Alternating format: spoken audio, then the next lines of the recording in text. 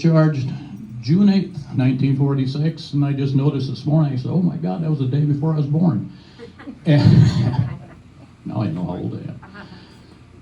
But Oswald, Terrance, Barge, and it's just an absolute honor to have his daughter with us this morning.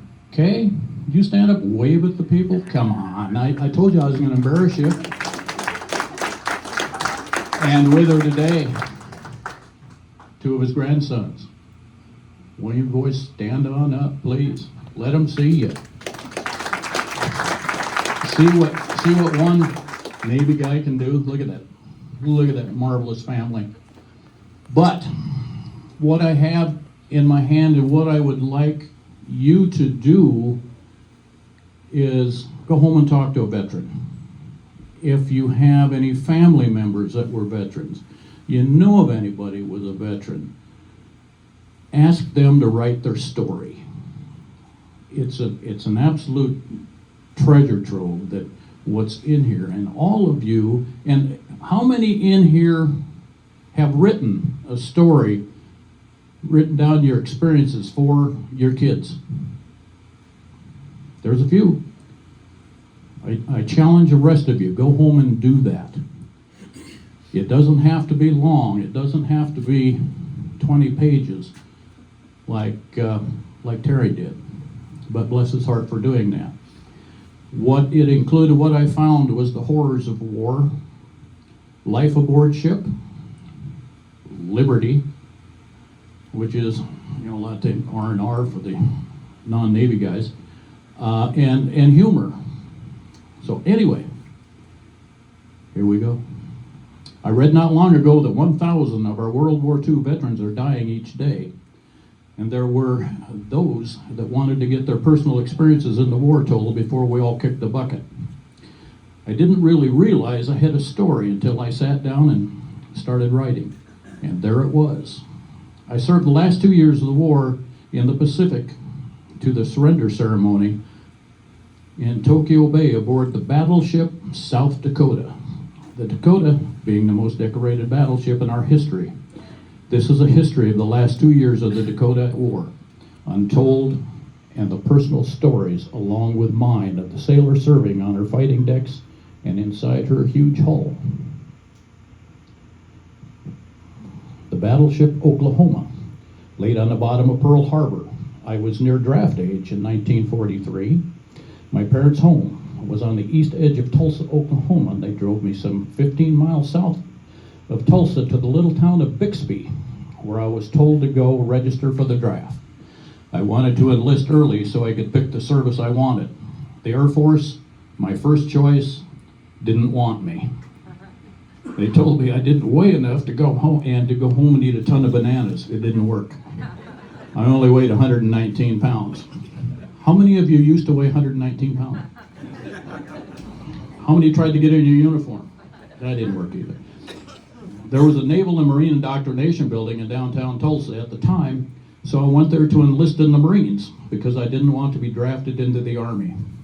I took my physical, passed, and was told to report there the next day. Marine indoctrination was at 8 a.m. sharp, and Navy indoctrination was at 8:15 sharp. I missed my first bus from the edge of Tulsa and arrived at the center at 8:25 sharp. I was in the Navy. This is no big deal to me until 3 months later at sea on the deck of the South Dakota. It was the day after my first experience in an enemy dive bomber attack, and I watched 5 flag-draped slabs being lifted at the edge of the deck, raised until the flags fell gently down on the slabs, and then listened to the 5 splashes some 50 foot below. The 5 Marines lost was my first experience that we were in war. After my swearing in, some 100 of us were loaded on a train that would take us to boot camp, which was 5 days away by train in, hope I can pronounce this, Athol, Idaho. This one I can pronounce. I learned later that the Navy called it Asshole, Idaho. If that offended anybody, I apologize. On arrival at Athol, After 5 days of open windows on the coal-fired train, we were all black as spades. We were showered off and our personals taken from us and our clothes shipped home. My mom said the dog went crazy trying to get into the package when it arrived. The first thing we recruits had to deal with was losing our hair. We lined up outside a barber shop, went in 8 or 10 at a time to 8 to 10 barber chairs. The barber I drew took one look at me and announced to his co-workers, "Looky here what I've got." I had wavy hair, some curl, and he laughed, saying, "It won't take me long to take care of this," and he did, with sheep shears. Looking in the mirror later, I had gone from a fairly good-looking kid to something you might find under a rock. In 1 week of boots, none of us could carry a 60-pound duffel bag. After 4 weeks, we could easily carry the bag 4 blocks, and I can still remember, 4 blocks, excuse me. I can still remember the name of the camp I was assigned to in boots, Camp Ward, number 542, Farragut, Idaho. In the center of the camp was a large boot area called the grinder. The grinder was used for marching, training, etc., and was about the size of a football field. When you mix some 200 green kids from every mountain, valley, endless prairie, and sidewalk jungle of America and order them to line up in a straight line with little wooden guns on their shoulder and then give them some marching order, you have the most hilarious sight you've ever seen. We've all been through that. In boots, there was a certain requirement that you had to go through and pass, or you had to start all over again. The thought terrified me, and so did the requirement. You had to swim 50 yards. I couldn't swim 1 yard. The Navy had a huge swimming pool that they lined up 50 yards from one end and started out about 4 foot deep and went to 20 foot deep. Some 150 of us were ordered to jump in and swim to the other end. 149 of us took off like fish. I didn't, but I tried. The instructor took note of me and said, "You can't swim for crap, can you, kid?" Crap wasn't the word he used. "No, sir, I can't."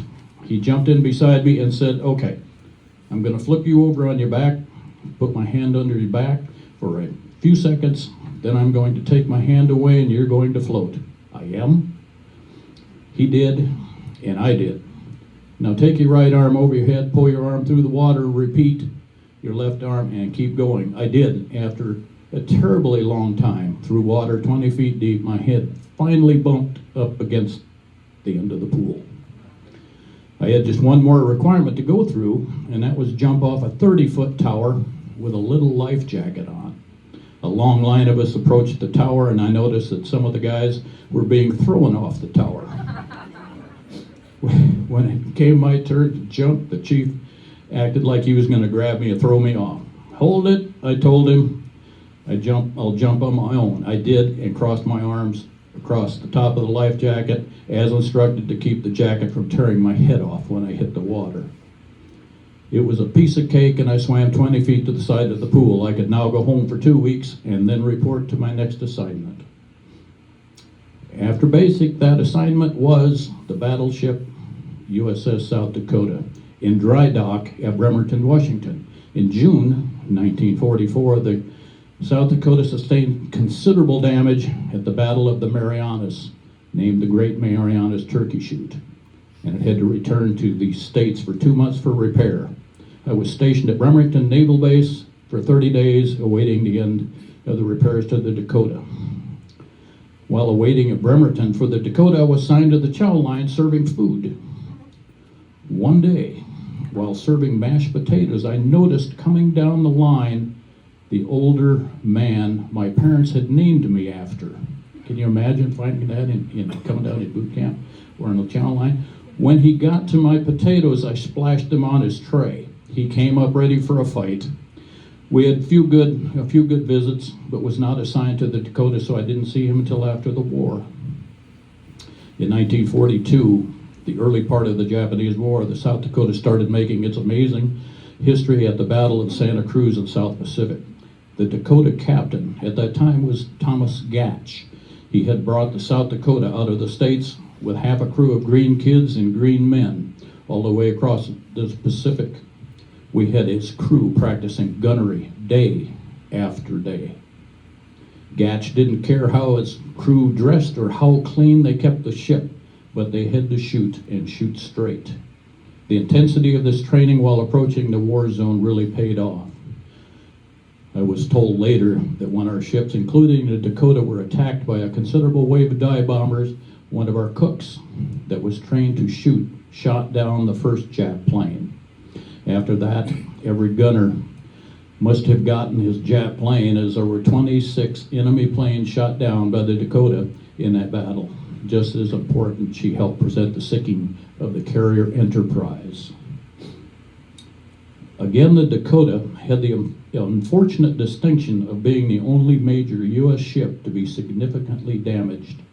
Once again, she headed to dry dock in Bremerton for another 2 months of repairs. At the end of the time, the Dakota sailed with me and a large compliment from boot camp aboard.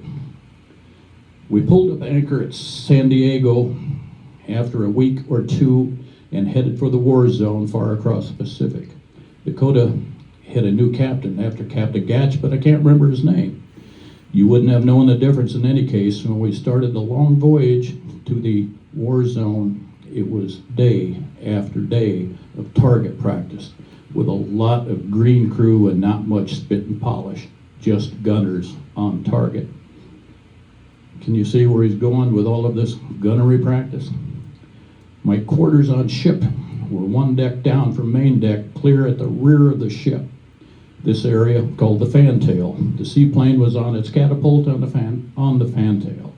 Just forward of the fantail was the rear 16-inch gun turret. Under one corner of the huge turret, with its 3 massive gun barrels, is where I spent my off-duty hours, reading a lot of books. For some 2 years. 2 years of continuous streaming at 28 knots. I think that's something over 30 miles an hour. This is unbelievable on a ship that size.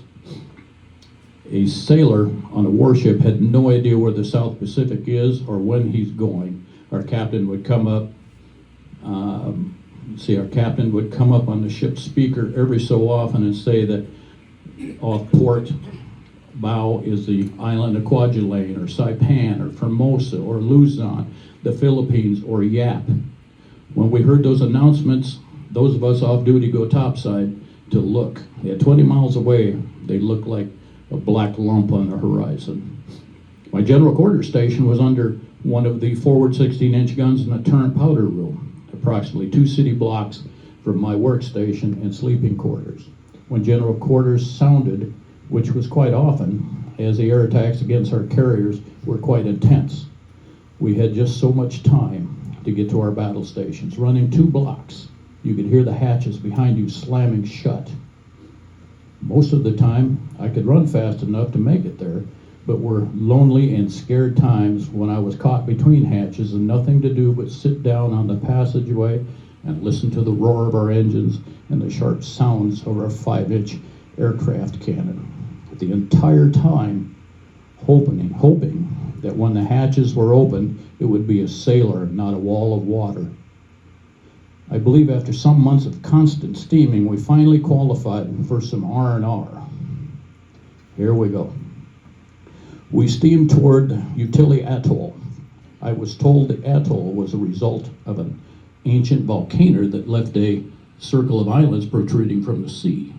One island was called Mogmog.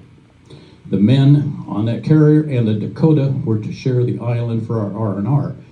The island was probably 2 city blocks long and one city block wide, with a beautiful beach clear in it and a few palm trees. Warm beer had been flown out from the States for all the ships in the enclosure on R&R. Of course, none of us had had any beer in over a year.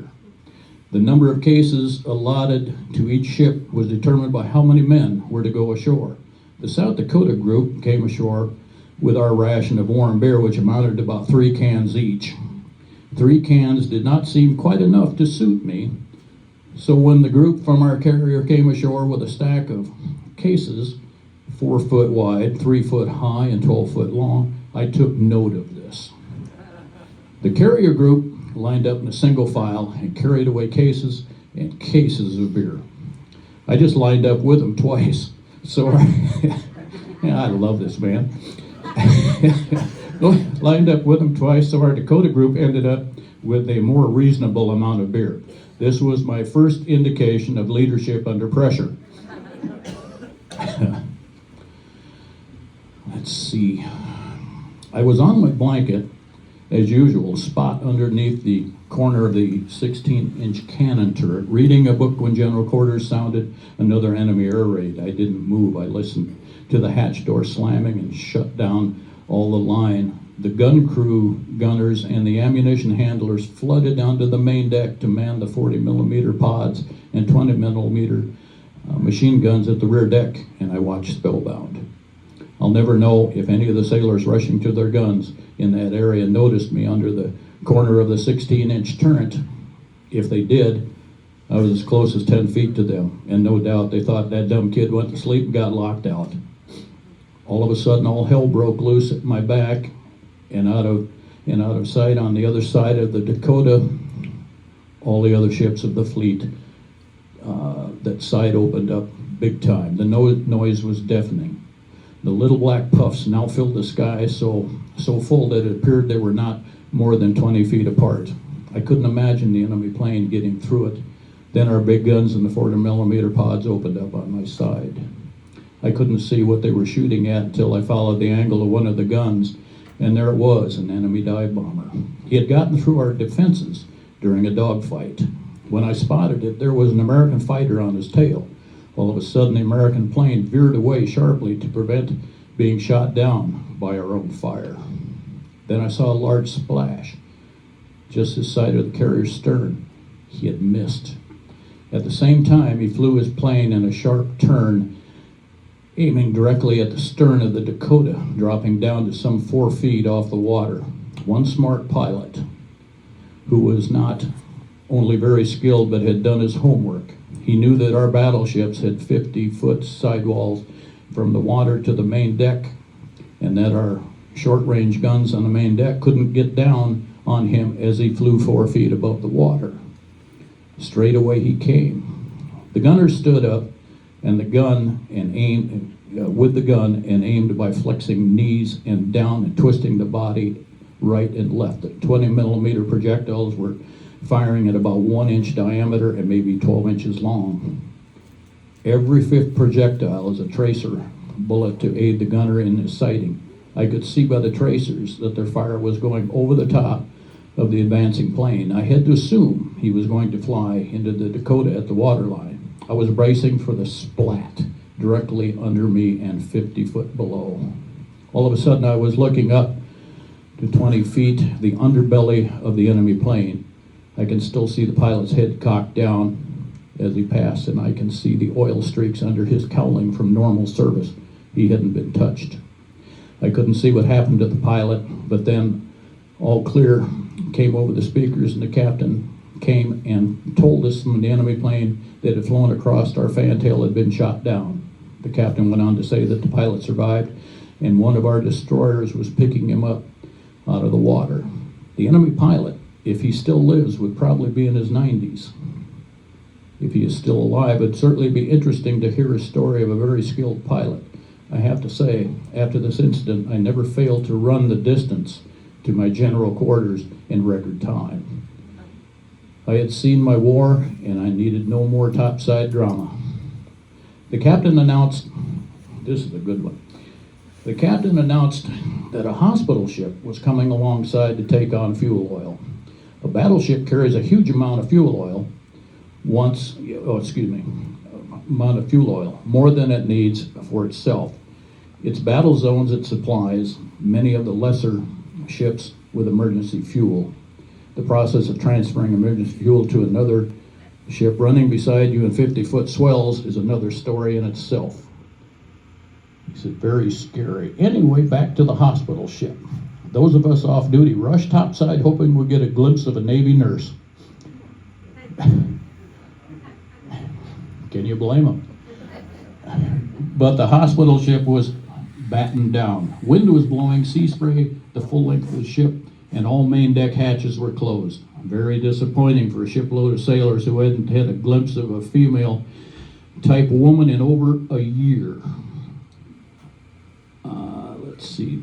The winds on the Dakota, with its size and deck height, the wind spray was very light, and we looked down on the main deck of the hospital ship. We were about to give up when all of a sudden one of the hatches opened up on the hospital ship, and out stepped a white-skirted Navy nurse who immediately became soaked with saltwater spray. She waved, and her wet skirt flew in the wind. It lasted only seconds, and she went back inside. Under the circumstances, one of the best 3 seconds a man could have in a lifetime. I can still see her. It's a wonder the Dakota didn't capsize with half of its 2,500 man complement on one side of the ship. He said, this worked even better than R&R on Mogmog. My regular duties in my engine room were done in 4-hour shifts. One day I noticed a machinist mate picking up a large screwdriver about 16 inches long, carry it to a large piece of machinery, put the metal in to a spot on the machine, and put his ear to the handle, kind of like using a stethoscope. He would listen for a few seconds and move on to another location. I asked one of my superiors what he was doing. He told me he was listening to the sounds in the machinery indicating the condition of some of the main bearings and whether they might be showing signs of wear on the constant use. The screwdriver thing fascinated me, so I got my own screwdriver and listened to everything that moved in the engine room, much to the amusement of my buddies. After months of the screwdriver thing, I put it to a huge centrifugal pump that supplied a number of other machinery with cooling water in the engine room. Bingo.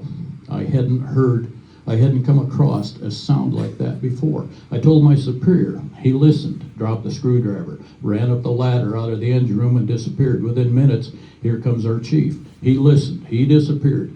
Then came our warrant officer. Then a 90-day wonder, a young officer who went through 90-day training course to be an officer. Then a 2-striper. Then the captain's adjutant. And finally a 3-striper with a gold lace cap on his head. This had to be my 15 minutes of fame as I got a smile from the captain's adjutant. My buddies quit kidding me after that. The Dakota had yet to do any bombarding with the big guns of my shift. We crossed the equator several times, and in the 2 years. The first time we crossed, we pollywogs were initiated by those that had already crossed the equator. This is a very degrading experience, and I must have blanked most of it from my mind. He does give an example of one, but I can't read it in mixed company. Probably should, though it's funny. So all of you salts out there that have been across the equator knows what goes on to get kicked out of the Pollywog Club. Typhoon. Anytime that Dakota got close to Japan, there was always a possibility of being hit by a typhoon. I can remember at least 3 times. The typhoon is often compared to our tornadoes. Wrong. There is no comparison at all. The dictionary says it's a hurricane. If you take one of the biggest ocean-going ships, like a battleship, and stand it on end with its 4 30-foot screws out of the water and thrashing the heavens, you are about to experience a power like no other. With the Dakota screws out of the water, the vibration will shake your teeth out until it settles again. Then add a 45-degree roll and you have something else. Everything that will move on the ship had to be tied down. The captain came on the ship's speakers advising all that we were changing course for the island of Iwo Jima, which I'd never heard of, and we were about to be accompanied by the battleship Iowa. At least I think it was the Iowa. We were told that we were to arrive on Iwo Jima. We would be going on around the clock bombardment of the island, with the Dakota taking the first 4-hour shift, and then the Iowa would take the next 4 hours, and so on around the clock. When we arrived, we had air cover, and we laid off about 15 miles from Ewo and started shooting. The noise and the recoil of the 3 big guns above me was just unbelievable. I managed to push my share of bags for 4 hours. Then 4 hours sleep, then back on. It's a little fuzzy to me how many hours or days we went on with the Dakota and the Iowa, but it was a bunch. And of course the records are in the captain's log.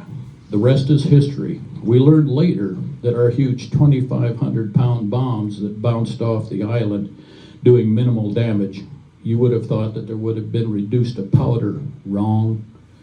It was an island of solid coral.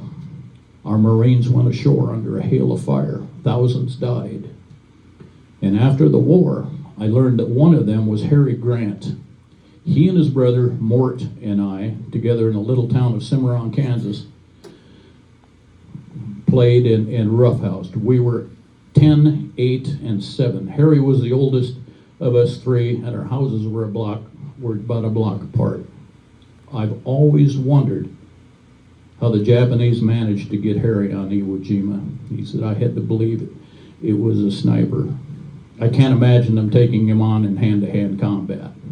As for Mort, he had joined the Navy and was stationed on Okinawa in the later months of the war. The Marine commander on Okinawa discovered that Mort had a brother killed on Iwo Jima and made arrangements for Mort to be flown to one of the regular supply flights so he could see where his brother was buried. After Iwo Jima, it's kind of fuzzy about where the Dakota went and what we did, but then the Japanese Air Force had been all but destroyed. Sometime in those last months of the war, very young Japanese fighter pilots and dive bombers were served their last shot of alcohol, I believe it's called sake, climbed into their planes and were launched off their carriers, never to return. Kamikazes. The tattered World Atlas ended up in our engine room one time. I turned to the page of the state of South Dakota to see where the capital was. I remembered the name from school and how it was spelled, Pierre, a French name, I later learned. One of my buddies and I were looking at the map, and I remember drawing a circle around Pierre and telling them that sometime after the war I was going to go through there and see the capital. Little did I know. Eventually, I completely forgot about drawing that circle around Pierre. In 1949, I got off a bus in Pierre to go to work on the Oahe Dam. How that happened is another story. It's enough to state here that I married a beautiful girl there, and she gave me a like daughter that we named Kayleen Helen, who's with us right there.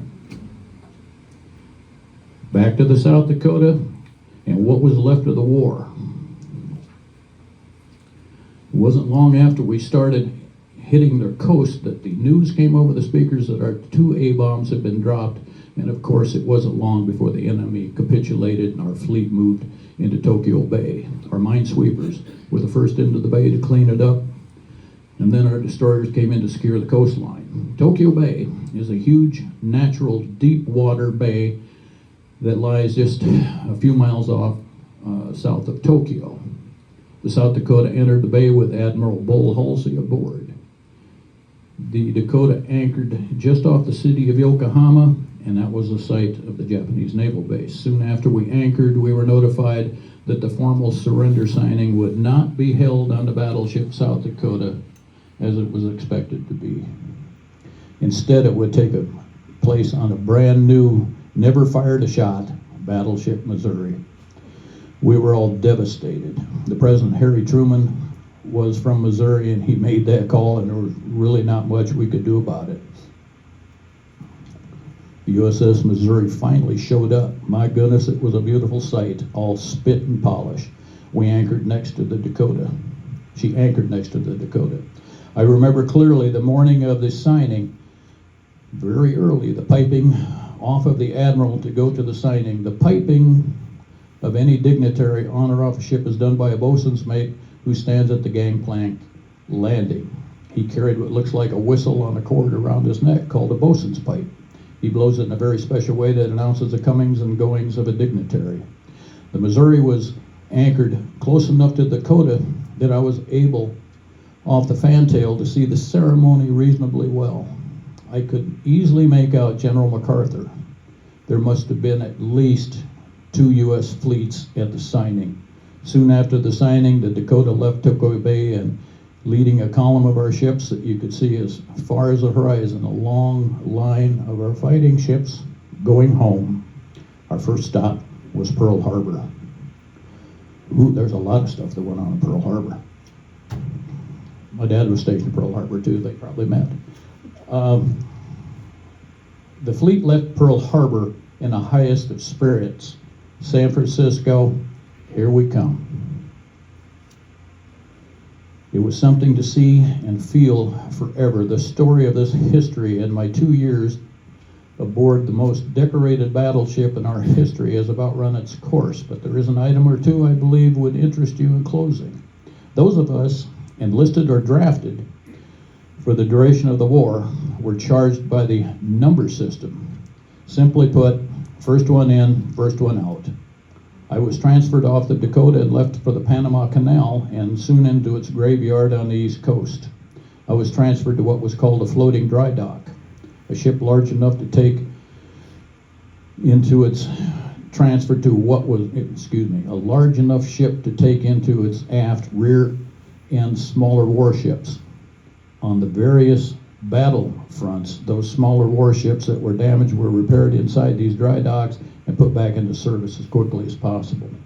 After the war, there were a huge number of return ships of all descriptions and not enough dock or anchorage for them in the Frisco area. So in our case, we were ordered to run up and down the California coast until further notice. We went from San Francisco to Alaska, back down the coast and back. I believe we made this run twice with my oil can.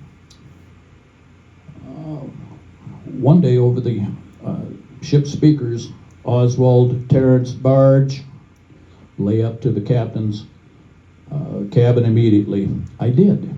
I entered this and saluted the captain seated behind his desk. He didn't stand or return my salute. Who the hell wants you out of the Navy so soon? Have you got a woman pregnant? No, sir. I have a cablegram here from the Department of the Navy wanting to know your status of discharge. You will get discharged when your number comes up and not before. Dismissed. I saluted. He didn't. I guess he just didn't realize how important I was. I had written my parents and hoped my number for discharge would come up soon so I could enroll in college in the fall. My mom wrote her father, I died in the Wool Republican in the little town of Kansas about my hopes. He wrote his senator. The senator called the Navy Department. Bingo, it pays to know people in high places. And he did get out in time to enroll at Oklahoma A&M. But that only lasted for 1 year. And that's another story. Thank you. And thank you, Terry Barge, for sharing your story with us, and something to be proud of here. Again, if you have anybody in your life that hasn't written down their story, nag them, holler at them, get them to do it. Your kids and your grandkids will thank you for it someday down the line. Chaplain, offer benediction.